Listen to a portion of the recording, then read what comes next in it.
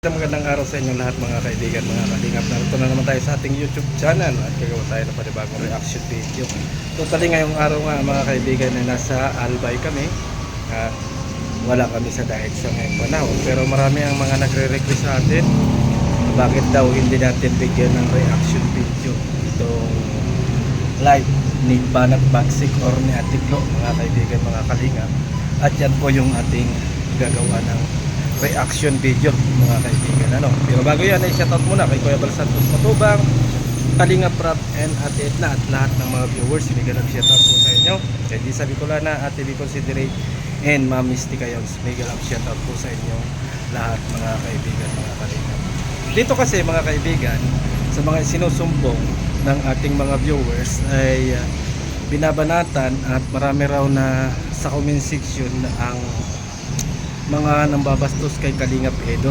Kaya sinasabi nila doon, nagawa natin ng reaction video at i-play natin yung video ni Atiklo at meron tayo doong napansin mga kaibigan, mga kalingap sa kanyang naging live kasi ang naging topic niya dito ay si Mariel at si Kalingap Edo. Ano nga ba ang mayroon kay Mariel? Ano na pinag-iinitan ng lahat? Maraming mga viewers ang mga nagsasabi na talagang girlfriend ni Papa Edo mga kaibigan, mga kalingap. Ang akin lang dito mga kaibigan, ano naman ang masama kung yan talaga ay girlfriend ni Papa Edo? Ano? Kung yan ay girlfriend ni Papa Edo, wala namang masama mga kaibigan. At may payo si Banat Bagsik dito mga kaibigan sa bidyong ito ni Banat Bagsik na nakuha natin. May payo dito si Atiklo kay Mariel. Yun po yung ating ina-highlight sa ngayon kasi ang haba po nung naging live ni Atiklo. Kaya ito yung magiging highlight natin na ipi-play natin na video ni Atiklo.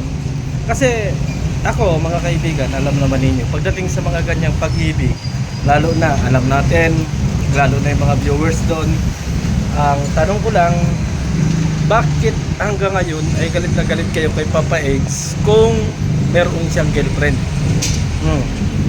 Ano ang ano ninyo, bakit kayo ay galit na galit at kung ano-ano yung inyong mga sinasabi kay Papa Edge? Ganong binata naman si Papa Edge, wala namang ano yan, walang asawa, walang girlfriend. So anong masama doon mga kaibigan, mga kalingap? Ano ang masama doon sa pangyayari niya kung meron man talaga? Ano, kung meron talagang relasyon si Papa Edge at saka itong si Mariel, ay ano ang masama doon? So pipili muna natin itong video na ito mga kaibigan, mga kalingap, at saka natin i-explain about kay Mariel and Papa Edge mga kaibigan, mga kalingap. Ano, yan po yung ating magiging topic. Pero i-play muna natin ang video ni Banat Bagsik or ni Atiklo para sa ganun ay malaman natin kung ano yung kanyang saloobin doon mga kaibigan, mga kalingap. Tara at panoorin natin. Kalinga Prab, yun po talaga ay legit niya na account. Diba? Matagal na ito siya na hindi nagpaparamdam mula nung umayaw na si Beyonce sa paglabtem. Dahil nga siyang nagpapagulo, diba? Kaya pinaraya na sa kanya. Nag-stop muna, hindi ito siya nagparamdam dahil syempre siya na ang solo na niya si Papa Eds kahit naman Papa Eds pa rin ang tawag natin dyan kay Papa Eds, si Kalingap Edo, kaya nasanayan ko naman Papa Eds dahil Papa Eds man noon ang nila. At bakit ito nagmain lang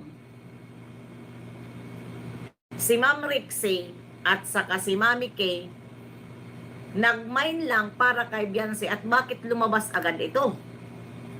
Maria Josep naman, Marimar, dapat hindi ka na nang gugulo, Mariel, kasi alam mo na wala nang balikan dahil mismo si Kalingap Edo noon nagsabi, mahirap si Beyonce anuhin, ang tawag dyan, suyuin. Dahil si Beyonce may isang salita talaga. Galing yan kay Kalingap Edo.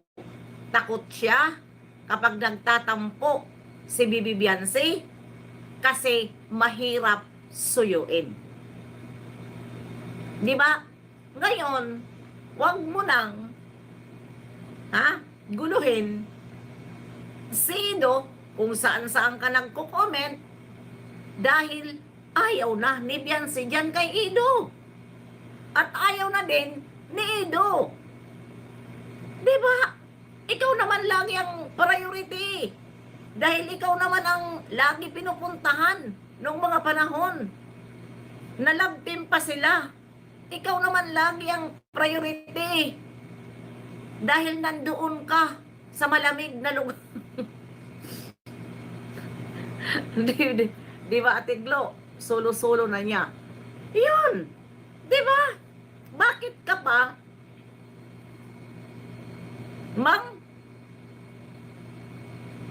gugulo? Huwag ganon. Dahil mainit pa ang pangyayari. Mainit pa. Kaya protektahan mo yung taong nagpapaaral sa iyo. Dahil once na masira yun, ano ang ibibigay sa iyo? Wali. May trabaho ba si Kalingap Edo? Para paaralin ka? Siya, tawag nito, mayroon siyang channel. Kaso, iba ang kanyang kasikatan. Dahil ginugulo niya si Kalingap Edo. Na siya pabibi. Ngayon may lumabas sa bibig ni Rinsen, umiyak pala ang mama ni Boy. Ang tigas talaga ng ulo ni Boy. Kaya kakay, may galang shout out. Diba? Yan ang sinasabi. Mga kaibigan, mga kalingap, malumana yung naging reaction video dyan ni Ate Glo, no? At pinapayuhan niya si Mariel na bakit lumabas ay ganong kainitan pa. Ang sinasabi dyan ni Ate Glo, bakit ka lumabas? Alam mo na mainit pa ang sitwasyon. Ano? Ibig sabihin, hindi pa daw nakaka-move on yung kanilang kabila. Ano? Yung kabila. So, ibig sabihin, nagdaramdam pa rin yung kabila dahil may iba na si Papa AIDS. Di ba mga kaibigan? Ibig sabihin, madalit sabi, nagsisilo sila. Ano nga ba ang katotohanan mga kaibigan, mga kalingap? Diyan kay Mariel. Ito po yung aking masasabi about diyan, ano? Kasi ito po yung katotohanan. Wala pong katotohanan na may Mariel talaga. Sa totoo lang. Kasi personal nating nakakausap si Papa Edge, personal nating na si Papa Edge, pero wala pong Mariel, mga kaibigan, mga kalingap. Yan pong nag-comment na yan, na sinasabi ninyo na si Mariel na yan, ay legit account po ba? Or alam po ba natin na siya ba talaga yan? Kasi mga kaibigan, mga kalingap, ito lang masasabi ko.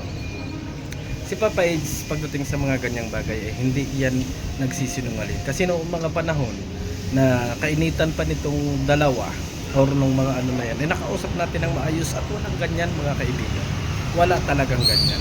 Ay kung sa ngayong panahon ay meron, wala pong masama. At saka doon sa comment mga kaibigan, mga kalingap, na dumaan ka rito sa apartment at dito ka na matulog. Saang apartment yan mga kaibigan, mga kalingap? Samantalang alam na alam natin na ang sinasabi ng mga viewers at sinasabi ng mga iba't ibang grupo na ang apartment na yan ay yung pinagawa ni Papa Edge. Wala pong katotohanan yan, sa totoo lang. Pero ito lang ang masasabi ko. Kahit sino pang ipakilala ni Papa Eds, kahit sino pa ang mga babae na iharap niya, tatanggapin at tatanggapin po namin lahat yan, lalo na ng ating mga viewers. Kasi ganyan po kami, mga kaibigan, mga kalingap. Ano, ganyan kami. At doon sa mga nasa kabila, move on na kayo. Wala na ang Papa Eds sa bibili sa inyong baby. Move on na kayo. Kasi ang isang Papa Eds, mga kaibigan, mga kalingap, ay nakamove on na. Kaya wag na ninyong balikan. At kung patuloy kayo nasasaktan, sinasaktan lang ninyo ang sarili ninyo. Kasi po, nakamove on na ang aming binata. At kahit sino ba ang mga kadalagahan o kababaihan na ipakilala niyan, ay tanggap po yan ang buong Kalingap community. At kung hindi ninyo matanggap, dyan na lang kayo mag-stay. Huwag na ninyong itapik kasi lalo lang kayong masasaktan. Ano? Kasi nakamupo na po ang binata natin sa love team na yan. So hanggang dito na lang. Maraming salamat and God bless sa ating lahat.